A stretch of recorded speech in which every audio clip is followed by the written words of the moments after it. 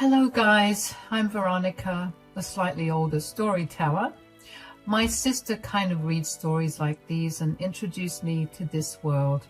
We have seen a lot of horrible stories about bad mother-in-laws, and my sister thought that maybe I should redeem our image a little. I also happen to be someone's mother-in-law. But unlike many stupid women, I actually considered my daughter-in-law, Emily, one of my own children. Emily and my son, Jim, had been together since school, so I have known her for a while. They got married fresh out of college and started to live 2 cities away. Jim and Emily were like the perfect couple to everyone around them.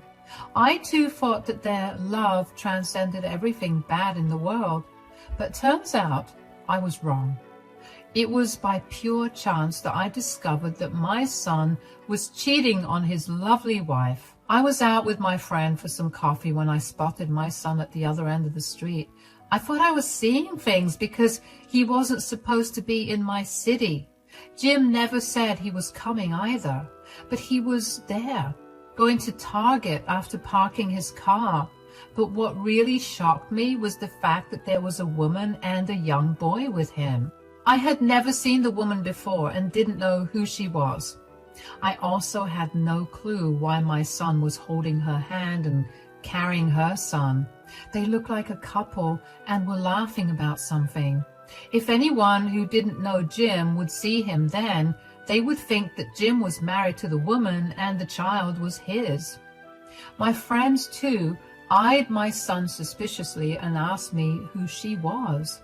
They knew Emily since they were there at Jim's wedding. All of them loved Emily and Jim like their own child, so they were surprised to see Jim with another woman. I was shocked at the sight that I didn't know what to do. After a while, I started to believe that my mind was playing tricks on me. But my friends, too, saw them and thought something was suspicious. My mind was a mess, so I decided to wait and see what happens next. I knew my son would have to come out of Target and go home, so I waited and tried to find a reasonable explanation of what was going on. When Jim finally came out of Target, he was still with the woman and child. They had shopped for a lot of things and were loading them into Jim's car. What happened next threw away all doubts of this being harmless. I saw the woman kiss Jim on the lips and my son shamelessly returned it. At that point, I knew my son was cheating on Emily. I was furious with him and immediately called Emily to find out what was going on. I needed to tell her what I saw, that she could come to her own conclusions. I wasn't going to shield Jim just because he's my son. He was doing something immoral, and his wife absolutely needed to know. I called Emily and immediately was greeted by her saying, "Wait, is that you, Veronica?" "Yes, this is me, Emily." "Oh my God, I'm so happy to hear your voice. Thank God you're all right now. I have been so worried about you, Veronica." "Why were you worried about me, Emily? I'm fine." "It's good to know that you are fine now, Veronica. I know you hate it when people worry about you, but you know we can't help it. You are not making any sense, Emily. Why were you worried about me in the first place? What happened to me?" "Wait. You don't remember, do you? You had a stroke 2 weeks ago, right? I was really worried since you were not recovering well." I had no idea why my daughter-in-law thought that I was sick and had a stroke. No such thing happened, and I was as fit as a fiddle. Emily seemed genuinely happy when I called, and her concern for my health was genuine as well, so I didn't know what to think of what Emily said. Firstly, I needed to find out more and inform her that I never had a stroke. I said, "I think you're making a mistake, Emily. I didn't have a stroke. I'm completely fine. I don't know why you think I was sick." "What? You never had a stroke? But Jim told me that you were extremely sick. That's why he left 2 weeks ago to visit you and hasn't returned home since." "Oh my God, he told you that he was here for 2 weeks taking care of me?" "Yes, Veronica." What's going on? I'm confused now. You're saying that you were never sick, but Jim told me that you were? What's happening? My poor daughter-in-law was super confused, but I was able to put the pieces together to try and find out what was going on. The wheels started to turn in my brain, and I finally understood what was happening. Emily had no clue that her husband was lying to her and cheating on her. Jim had lied about my health and used it as an excuse to avoid suspicions. He was cheating on her with that woman while his poor wife had no clue. I was immediately disgusted and enraged at the same time. I said to Emily, "I think it is clear that Jim had been lying to you, Veronica. He lied about my health when I was perfectly fine." "But I don't understand. Why would he even do that? I know he lied to me, but I can't understand why." "My son lied to you to cover up something he did, Emily." "What do you mean, Veronica? What did Jim do?" "I'm very sorry to say this, but he's cheating on you, Emily." There was a very stunned silence on Emily's end. I was already feeling horrible for being the one to deliver the news to my daughter-in-law. Even though I know I did the right thing by telling her, I also felt guilty about ruining her day and her marriage. Emily remained silent for a while, and then said with a shaky voice, Are you sure, Veronica?" "Yes, unfortunately, I am sure, Emily." "How did you find out?" "I actually saw Jim with his affair partner a few minutes ago. I was hoping there was a solid explanation about why he was with some woman in my city, that too without telling me. But I saw them kissing and knew that he was cheating on you." "Oh, God. This is all true then. Jim is really cheating on me. Oh, my God." Emily absolutely broke down over the phone and cried her eyes out. My heart broke to hear her cry and grieve her marriage. She was hurt, and I could understand that. I had expected her to react this way, but hearing her cry for real was much more painful than you thought. My anger was rising against my son, and I wanted to slap the living crap out of him. I waited for Emily to calm down and comforted her to the best of my abilities. I was fuming at my son's carelessness and immorality and really wanted to teach him a lesson, but it wasn't the time and place for those thoughts right then. At that moment, my top priority was to calm down Emily and talk to her. I said, "You need to be strong, Emily. What my son did is absolutely horrible. I don't think he should be excused for this." "How could he do this to me, Veronica? I gave him my everything, and he just betrayed me. Where did I go wrong? I want to yell and scream at Jim. I really feel like hitting him." "That's not going to do you any good, Emily. You have to think about this rationally. Your marriage won't be the same anymore." "Marriage? What marriage are you talking about, Veronica? There will be no marriage after this. I will not stay with someone who blatantly lies to me and cheats on me." When Emily flared up in anger, I felt a little relieved. I didn't want her to pity herself. I wanted her to take action and teach Jim a lesson, just like I wanted. We women are not weak and won't let anyone walk over us. I wanted Emily to be strong and do something to make sure Jim pays. If she was really going to divorce him, I would wholeheartedly support her and even encourage her to do it. Disloyal men had no business getting innocent women into their trap. I said, "That's the reaction I wanted from you, dear. It's natural for you to be heartbroken, but you will be better off being angry at him than feeling sorry for yourself."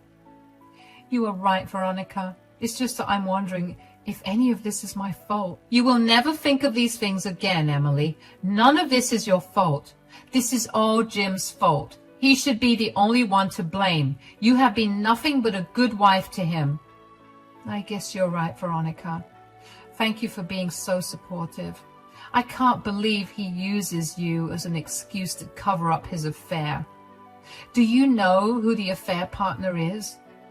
"No, Emily, I have no idea who the affair partner is, but I did see that she has a son with her. She's not one of Jim's old friends, that's for sure. Don't worry, dear. No matter who she is, I will find out. Then we will figure out a way to teach my son a lesson. I was determined to find out the whole story about what was going on.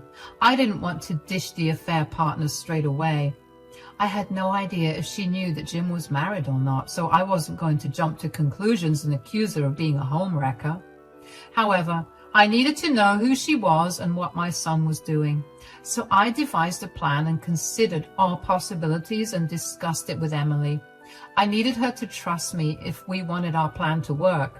Since Emily loved me like her own mother, she agreed to let me do the investigation. The first thing I did after talking to Emily was to go home. Then I tried to calm myself down so that I could act normally around him. I called Jim and told him and said, "I know you're in my city, Jim. Don't try to lie to me." "Mom, I don't know what you're talking about." "I already warned you that I don't want to hear your lies. I saw you kissing some woman.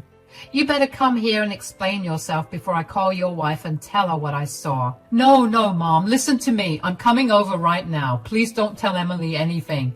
Please just hear me out. I'm coming to your place, Mom. Jim was frantic after knowing that he had been caught. I lied to him and made it seem like I hadn't told Emily anything. When I threatened him, he freaked out and told me that he would come over. That's exactly what I wanted. I hung up on him soon because I was close to blowing up on him. My son reached my place in record time, and I was surprised he didn't get speeding tickets because of how fast he drove. I allowed him to come inside because I didn't want my neighbors to know all the dirty business my son was up to. There is no point in making a scene when I was trying to deal with this differently. Jim was nervous and looked like he was on the verge of tears. I sat down opposite to him and angrily said, "How on earth do you plan to explain yourself, Jim?" "Mom, I'm so sorry. I didn't mean for this to happen. It happened so out of the blue." "That's what all cheaters say, Jim. I need to know why you did it." "What can I say, Mom? Emily works long hours and I feel lonely, you know. She earns more than me and sometimes it makes me feel emasculated." I was shocked to my core to hear my son's reasoning. His reasons were just plain wrong and didn't justify his cheating at all. I don't know why he thought it would be a good idea to tell me this. Did he really think that I would support him after hearing his reasons? God knows what he was thinking back then. But I can tell you what I was thinking. I was thinking of ways to calm myself down so that I wouldn't reach out and slap my son. Again, that would jeopardize everything because I needed my son to feel comfortable enough with me to tell me everything. I still said in an angry voice, "So, instead of seeking help for your problem or talking it out with your wife, you decided to cheat on her with a homewrecker?" No, Mom. You're wrong about Sandra. She is not a homewrecker. She's having an illicit affair with a married man. How can you say she's not a homewrecker? Mom, she has no idea that I'm married. She's a decent woman who's struggling with her son. So being with her was actually an ego boost for me. I felt like a man because I was taking care of a poor widow with a son. I don't feel emasculated when I'm with her. That took several mysteries off my list. I finally found out the name of Jim's affair partner and his motivations for cheating. I also found out that the woman didn't know about Jim being married. Now, I even felt bad for Sandra while getting madder at Jim. Still, I didn't touch him or beat him into oblivion. Instead, I said, "What you did is extremely messed up, Jim." "I know, Mom. Believe me, I know that already." "What do you want to do now? Do you want to leave Emily?" "No, Mom. I really don't want to leave Emily. She's the love of my life. Plus, I'm pretty dependent on her in a lot of ways as well." "Then you shouldn't have cheated on her. Do you plan to leave Sandra then?" "I don't know, Mom. Sandra really makes me happy and I like being around her son. I get everything from her that I don't get from Emily." I still can't believe I raised an absolute joke of a man like Jim. I was severely disgusted with him and wished he wasn't my son. Even after being caught, Jim wasn't exactly willing to give up any of his partners. He was trying to make himself the victim by saying he only felt complete when he was with 2 women. I have no idea how he could say those words in front of me without feeling embarrassed. Instead of getting up and strangling the life out of him, I decided to try and be his friend. I had no intention of forgiving him. I just wanted him to be comfortable enough around me so that I had the time to execute my plan. I looked at him and said, "You need to tell me more about Sandra. She seemed like a nice woman. It's unfortunate that she's a single mother." "I'm glad you're not angry at her, Mom. She is a nice woman and her son is also very lovely." I slowly started to get information out of my son about Sandra. Now that I knew that she was also an innocent victim, I wanted to track her down and inform her about the situation. Sandra really did seem like a nice lady, and I didn't want her to bring her innocent son around my pathetic one. So I gathered as much information as I could from Jim. Then I said, "You're right, Jim. Sandra sounds like a good woman, but Emily is a good woman too. You're playing a dangerous game, Jim. You need to stop this before it gets out of hand." "I'll figure something out, Mom, but please don't tell Emily anything right now. She will be devastated." "I agree about that, Jim. She will be devastated. Don't worry. I won't tell her. But you need to be careful and make sure you don't mess anything up." "I will be careful. Thank you so much for understanding me, Mom. I don't know what I would do without you. I'm happy that you at least gave me a chance to make things right." No, I wasn't giving my stupid son a chance to make things right. I wasn't some gullible woman he could fool. I knew very well that he wasn't going to end the affair anytime soon. Jim really thought that I would let things go and hide the fact that I knew about his affair. He was thanking me for hiding his affair so that he could do whatever he wanted with these women.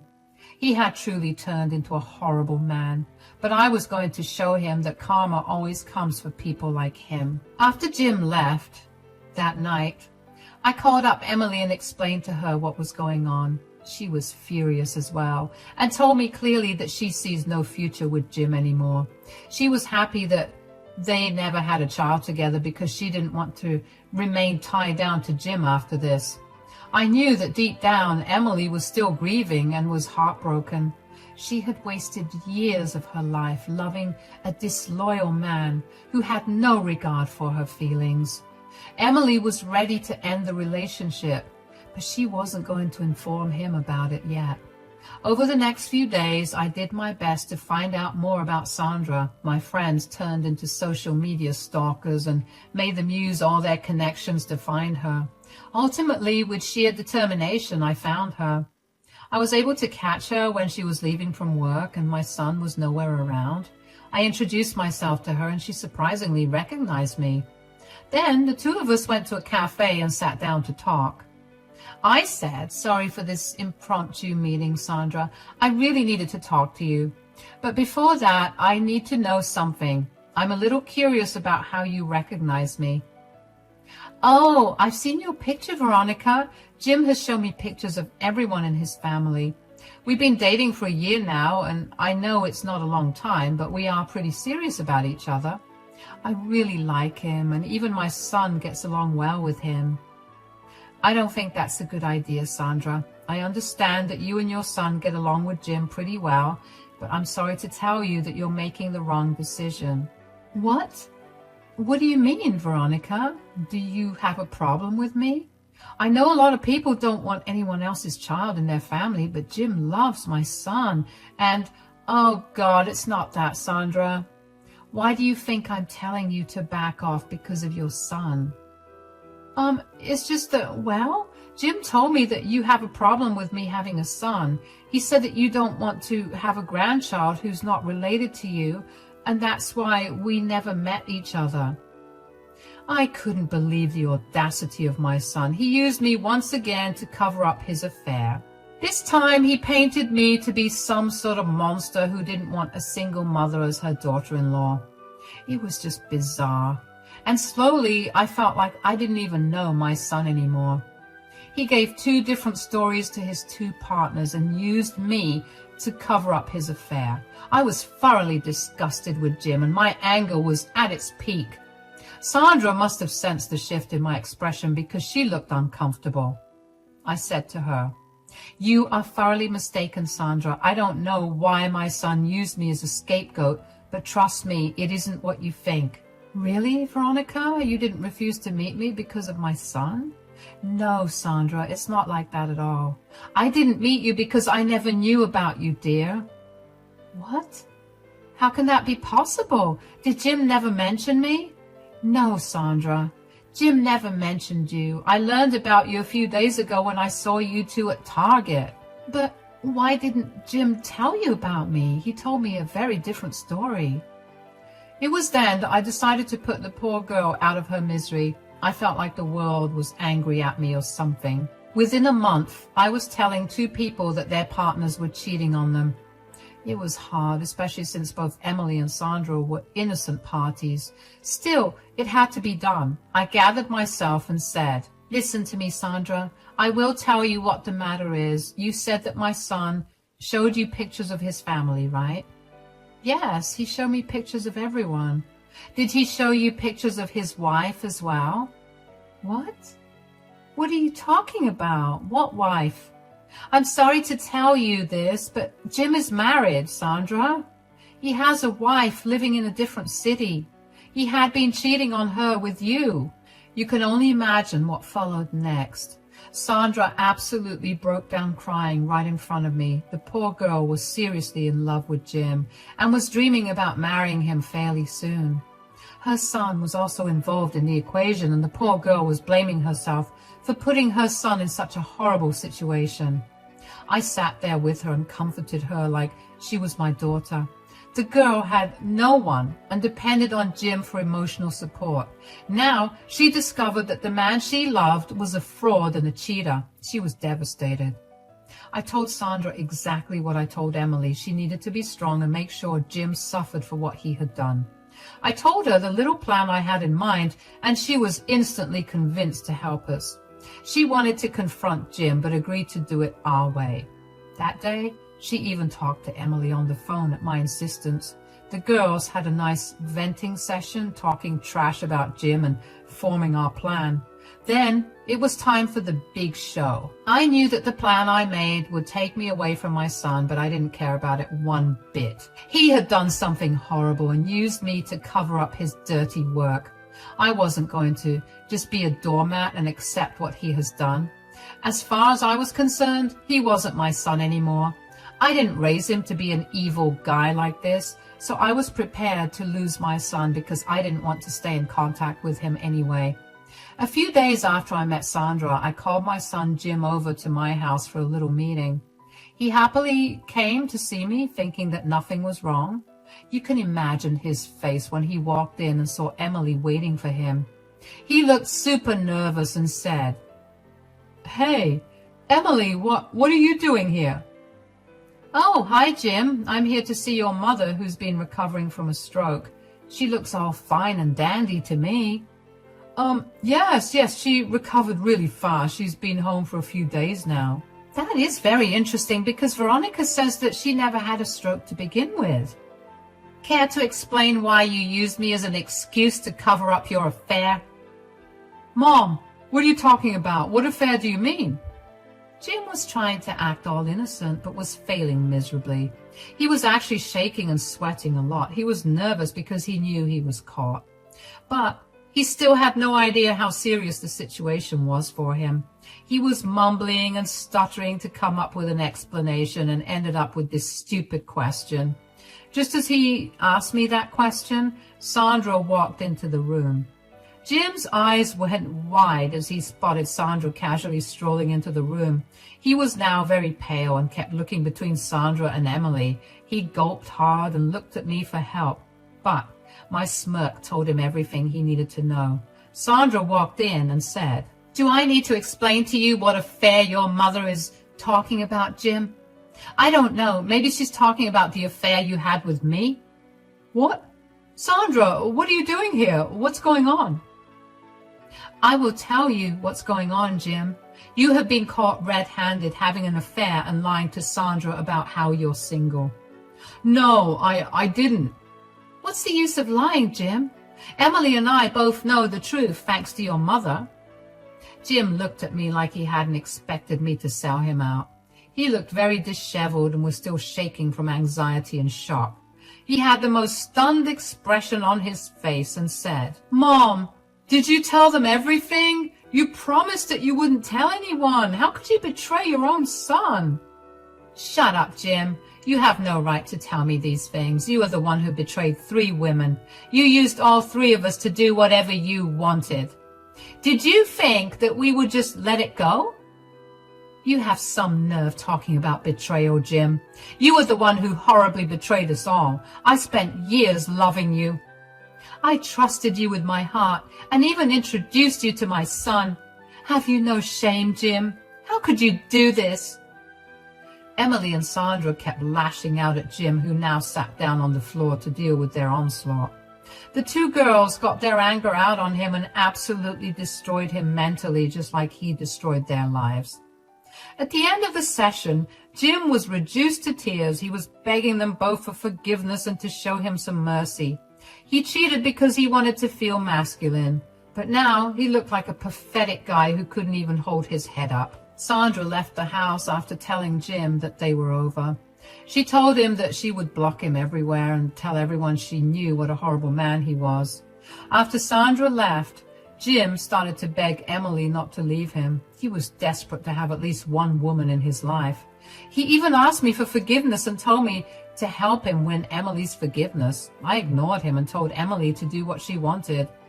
That's when my daughter-in-law pulled out the divorce papers that she had prepared before coming to visit me. Jim took one look at those papers and immediately knew what they were. He started to cry loudly and begged Emily not to leave him. Emily simply served him and told him that they were done. After that, I pretty much had to kick Jim out and tell him not to show up at my house again. That night, Emily stayed with me, and later Sandra joined us with her son. We had a great time together, getting rid of all negative feelings so that we could put Jim's chapter behind us all. I'm sure you want to know what happened next. Well, Emily divorced Jim and got a hefty settlement. Since Jim only did freelance work, he didn't have much money left after the divorce. He used to be more or less dependent on Emily, and the cheating meant that he didn't get a cent of alimony in our state.